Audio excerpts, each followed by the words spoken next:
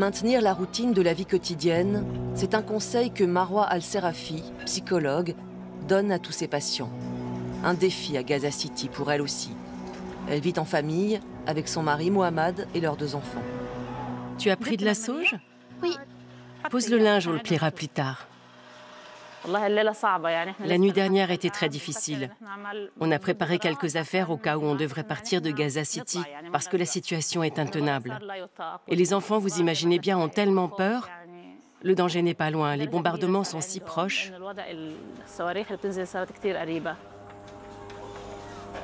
J'aimerais que la guerre s'arrête et que tout redevienne comme avant.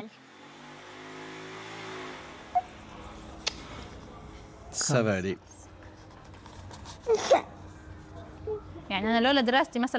Si je n'avais pas fait d'études en santé mentale, je n'aurais pas été capable d'aider mes enfants pendant cette période, et même auparavant. Je n'aurais pas pu savoir ce que pensent mes enfants et reconnaître les signaux sur lesquels je dois me concentrer. Quels sont les détails alarmants? Quels sont les problèmes? Ça m'a vraiment aidée. Comme vous pouvez le voir, nous mettons nos affaires dans ce placard parce que notre logement est ouvert, les murs sont cassés. Donc il y a beaucoup de souris par ici, ce qui rend les choses encore plus difficiles. Mais elle se dit chanceuse d'avoir un toit sur la tête, l'appartement de leurs anciens voisins partis en Égypte. Ce qui n'est pas le cas pour une majorité de familles à Gaza.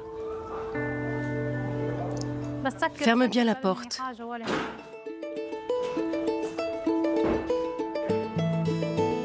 Marwa travaille pour le Gaza Community Mental Health Program, la plus grande ONG de santé mentale à Gaza. Voici le bâtiment Al-Shawa que nous louons comme siège temporaire pour notre association, car l'immeuble où se trouvaient nos bureaux a été bombardé. Il était dans la rue numéro 8. Bonjour. Bonjour Bouchra, ça va? Ça va bien. Où sont les autres collègues? Je crois qu'il n'y a plus que nous 2. Ils sont de moins en moins nombreux à pouvoir assurer les consultations. La demande est pourtant exponentielle. Comment gérez-vous cette période? Cette période est difficile. Quand je pense que je vais mieux, je recommence à déprimer à cause du stress, les déplacements, partir, ne pas partir. Je n'ai pas de tente, je vis dans une salle de classe dans une école. Si je dois évacuer, je me retrouverai à la rue. Juste à côté, une session de soutien psychologique à un groupe d'orphelins. Bienvenue mes amis, comment ça va? Ça va. Vous êtes contents d'être là? Oui. Nous aussi. Ce groupe est fragile, vulnérable et a besoin d'une attention particulière, voire de tout. Ils ont besoin de tout. Ils ont perdu leur maison et leur soutien de famille. Certains enfants de Gaza ne parlent plus, ne mangent plus, ne s'expriment plus, à part dans la violence. Faris, que fais-tu quand tu es en colère? Je frappe super fort tous ceux que je croise. Et toi, Mohamed? Je frappe mon frère s'il est sur mon chemin. Et toi, Heba? Que devons-nous faire quand nous sommes en colère? Nous pouvons inspirer et expirer profondément. Bravo à toi. Venez jusqu'ici et vous retournez là-bas. Évacuer cette colère, parler et rire dans un lieu où ils se sentent en sécurité, même juste une petite heure, un répit.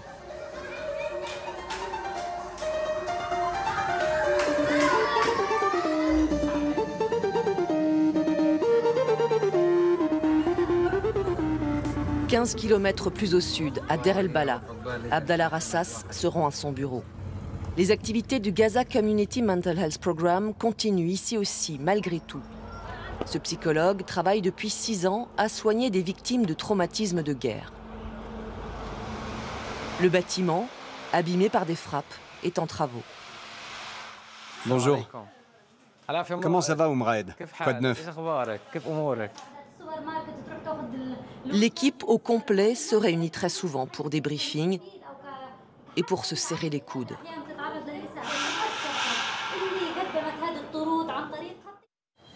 Nous avions filmé Abdallah ici même en 2022, en pleine consultation avec la petite Maria, qui avait perdu le sommeil et s'isolait des autres enfants. Donc on a piégé le monstre et on va s'en débarrasser. Qu'est-ce que c'est? Un soldat israélien? Continue de dessiner. 3 ans et demi plus tard, le mobilier n'a pas changé. Abdallah est fidèle au poste. Les consultations se succèdent. Quel changement avez-vous observé chez les enfants avec tous ces déplacements? Ils sont très tendus et nerveux. Surtout quand on est dans des camps. Ils traînent dehors. D'autres ne veulent pas sortir. Vous êtes ici aujourd'hui pour apprendre à gérer les situations difficiles et les problèmes. Rien que le fait d'être venu, c'est déjà une bonne chose. Créer un lien de confiance, le début de la prise en charge. Bonjour. Aller au contact de la population, c'est ce que font les équipes depuis le début de cette guerre, en se rendant aussi dans des camps de déplacés, comme ici à Gaza City. Je m'appelle Saker Banat, je suis psychologue pour le Gaza Mental Health Programme. Il vient pour détecter les personnes souffrant de dépression, anxiété, tendance suicidaire, syndrome post-traumatique. Les spécialistes pensaient avoir compris les mécanismes des traumas, mais la durée et la violence de cette guerre rendent leur travail de plus en plus difficile. Les employés de l'ONG ont aussi subi les bombardements, les déplacements, les privations. Ils se retrouvent aussi souvent que possible dans leur bureau de Gaza City pour des thérapies de groupe. Marwa El Serafi ne rate aucune séance. En fait, je suis stressée et je ne sais pas quoi dire. On est complètement submergé par ces questions. Où évacuer, où partir? Est-ce qu'on doit envoyer les enfants à l'école ou pas? J'ai peur. Il s'agit d'une séance de soutien entre collègues. Cela nous aide à éviter de tomber dans le cercle vicieux de la maladie mentale et de l'isolement. Lorsque la personne se sent seule, c'est quelque chose que l'on rencontre souvent. Les gens se sentent seuls. Prochain exercice pour faire sortir les mots, s'identifier à un animal.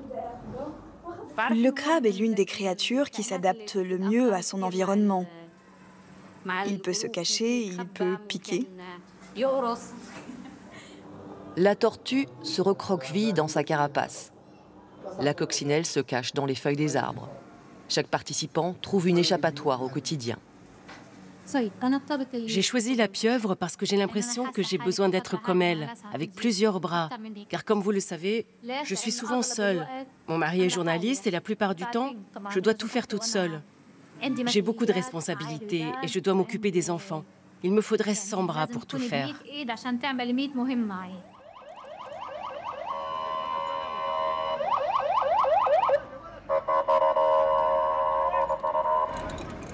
Son mari, Mohamed Kali, est caméraman freelance.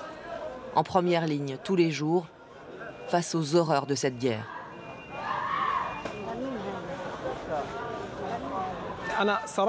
Honnêtement, quand il y a des bombardements, je m'imagine que mes enfants pourraient être parmi les victimes.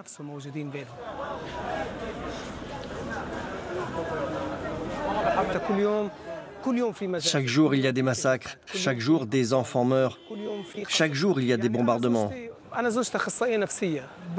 Le soir, quand je rentre à la maison, je raconte mes expériences à ma femme, psychologue.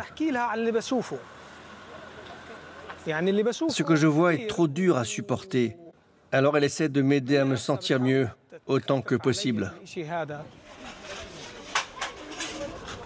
Retour à Der el-Bala, avec Abdallah Rassas, le psychologue.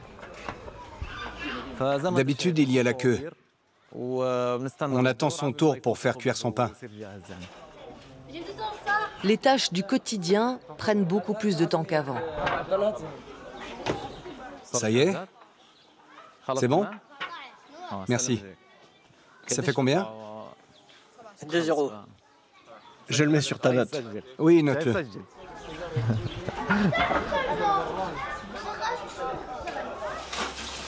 Jamais je n'aurais imaginé qu'on en arriverait à une vie comme celle-là. Un peu plus de plastique. C'est l'un de nos problèmes quotidiens. Allumer le feu. J'espère que ce n'est qu'un cauchemar et qu'on va se réveiller. Il s'est installé dans la maison de ses parents, après avoir été déplacé plusieurs fois, lui aussi, tout en continuant à travailler. Je devais penser à ma famille et ne pas ramener les tracas de mon travail à la maison. Je devais laisser Abdallah le professionnel là-bas et Abdallah, homme ordinaire, père de famille, ici. C'était difficile, un vrai défi. Moi, j'aime être aux côtés des autres, les soutenir. C'est un métier noble, très noble.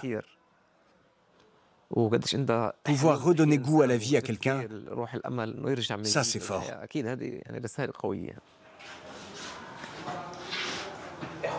Depuis le début de cette guerre, il s'est marié avec Wissam, une enseignante. Ils ont eu un enfant, Hussam, qui a 4 mois. Notre chambre, qui sert désormais à débiter du bois, le lit y est passé bien évidemment parce que le prix du bois a tellement augmenté.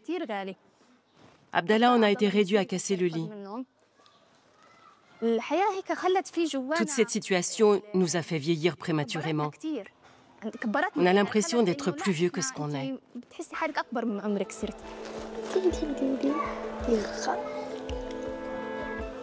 Malgré toutes les difficultés du quotidien, nous sommes en paix avec notre sort. Nous tenons toujours le coup, cramponnés à notre terre. Vous pouvez me croire. Abdallah et Wissam ont vu leur rêve s'effondrer. L'appartement qu'il avait aménagé au 5e étage de ce bâtiment pour y voir grandir leur fils n'est plus que ruine. Ils y ont vécu 1 mois et demi. À Gaza City, les rêves de Marwa s'écroulent aussi, tout comme les immeubles. Depuis le tournage de ces images, les bureaux du Gaza Community Mental Health Program ont été détruits par une frappe israélienne, privant des milliers de personnes de soutien psychologique. Marwa a quitté Gaza City pour rejoindre l'équipe de l'ONG à Deir el-Balah et continuer à apporter tout le soutien possible aux Gazaouis.